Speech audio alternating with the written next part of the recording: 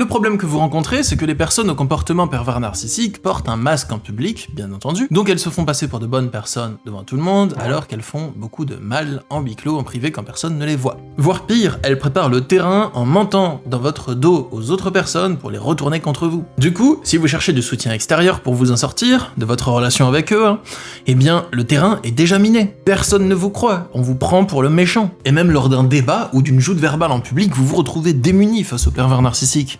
Donc les amis, j'ai mis en place 2 protocoles pour démasquer un pervers narcissique en public, pour le forcer à se démasquer, et je vais vous les donner dans cette vidéo. Vous aurez juste ensuite à rester droit, solide et bien ancré dans votre énergie, ainsi qu'à reproduire mes conseils dans l'ordre, et vous aurez du résultat, vous verrez. En guise de préambule, on va voir démasquer un pervers narcissique, concrètement, qu'est-ce que je mets derrière ces mots ?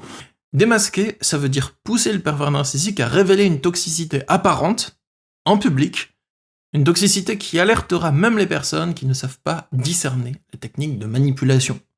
Parce que c'est souvent ça qui pose problème. Pourquoi est-ce qu'on a besoin d'amener un pervers narcissique à se démasquer en public ? Parce que les techniques de manipulation subtiles, vous les connaissez vous.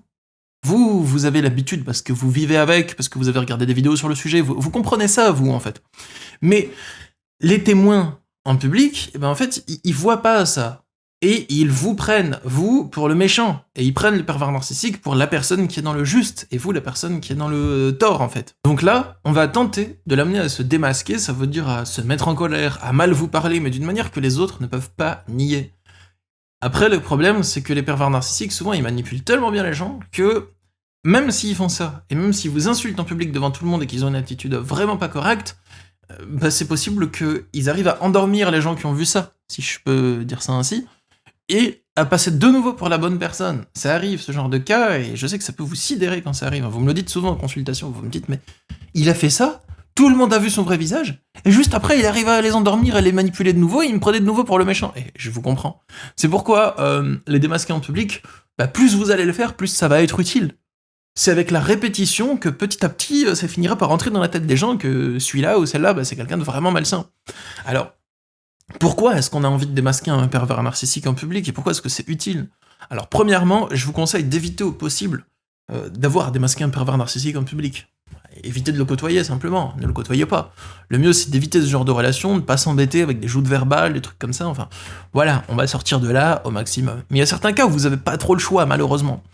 Par exemple, le cas où vous avez une coparentalité avec un pervers narcissique, et où vous vous retrouvez à devoir assurer des réunions devant un médiateur, devant des éducateurs, devant le personnel éducatif, et que le pervers narcissique fait la victime et vous fait passer pour le méchant ou la méchante. Et donc là, vous avez envie de rétablir les choses, en fait, de montrer que c'est vous, la personne saine, et la personne qui est victime de ses agissements à lui, et c'est pas l'inverse. Ou aussi, quand vous êtes dans une joute verbale en public, qui ne peut pas être évitée.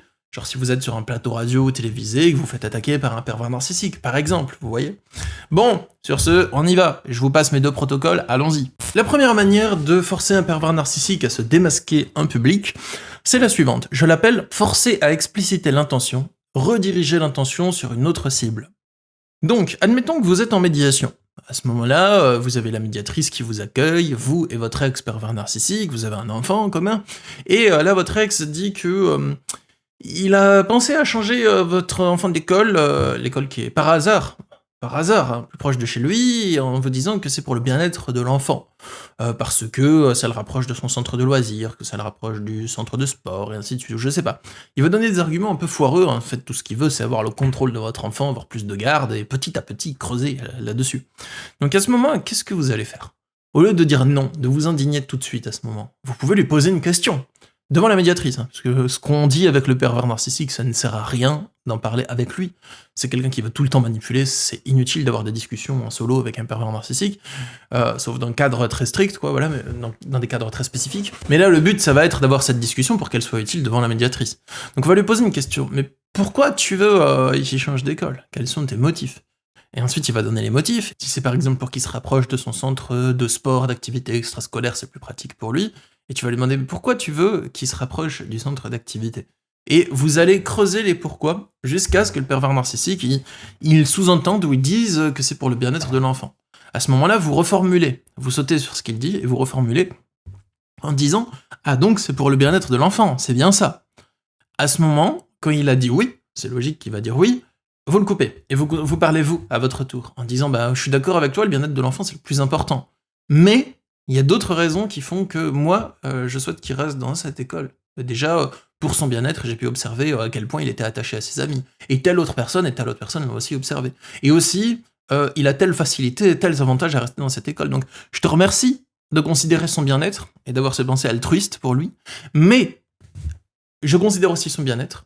Et d'un point de vue purement objectif, j'ai pu analyser et juger que les raisons qui le poussent à rester dans cette école sont plus grandes que les raisons qui le pousseraient à vouloir changer d'école. Le conseil que vous pouvez tirer de ce que je viens de dire comme exemple, c'est numéro 1, questionnez l'autre et poussez-le dans ses retranchements devant votre interlocuteur pour le forcer à expliciter son intention qui est une intention positive.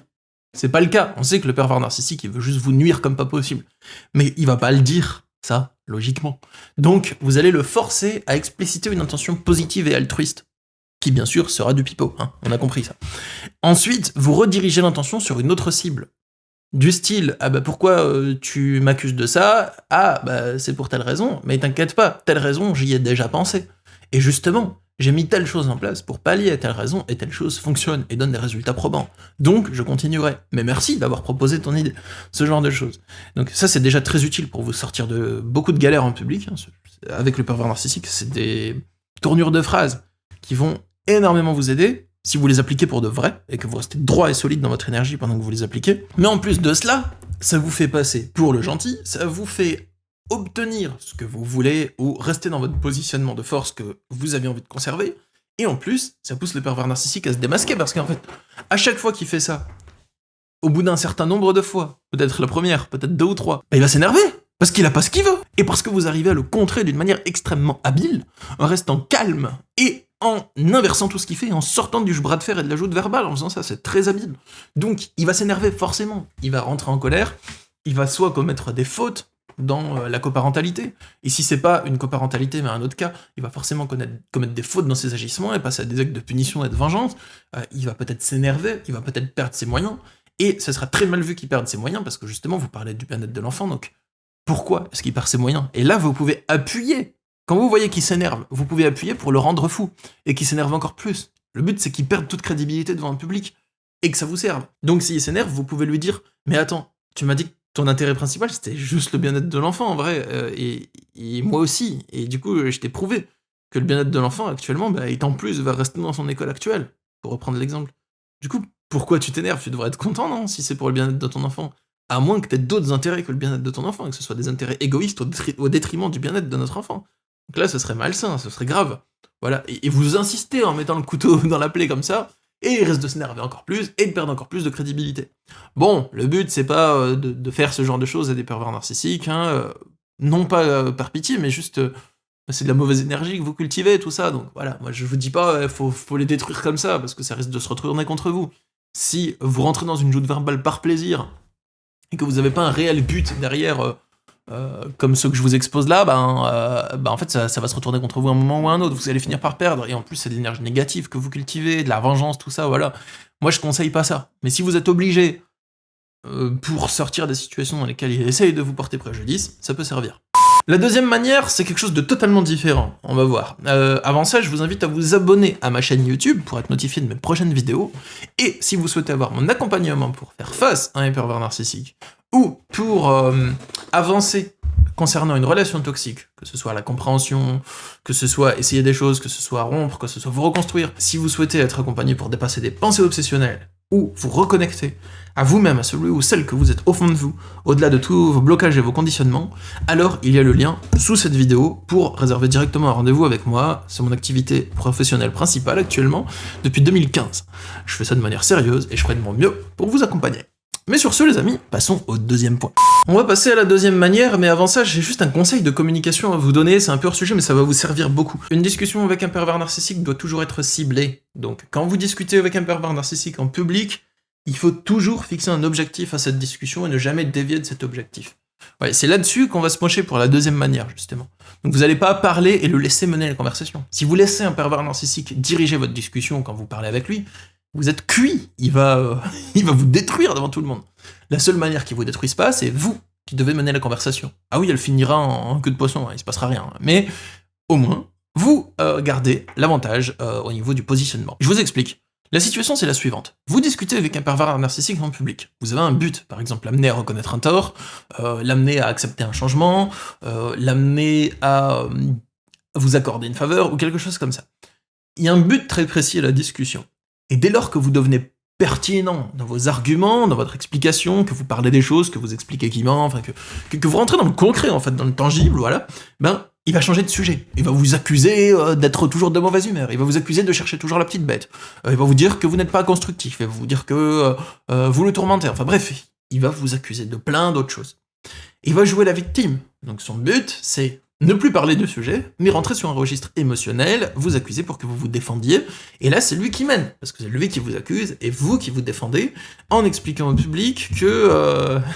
enfin en vous justifiant auprès du public en fait, voilà tout simplement. Donc qu'est-ce que vous allez faire à ce moment-là pour sortir de cette situation? Vous allez arrêter directement de vous justifier, et vous allez remettre le sujet à plus tard. Par exemple, ok, je comprends que tu as envie de parler de ça, bon, c'est faux ce dont tu m'accuses, mais on en parlera plus tard.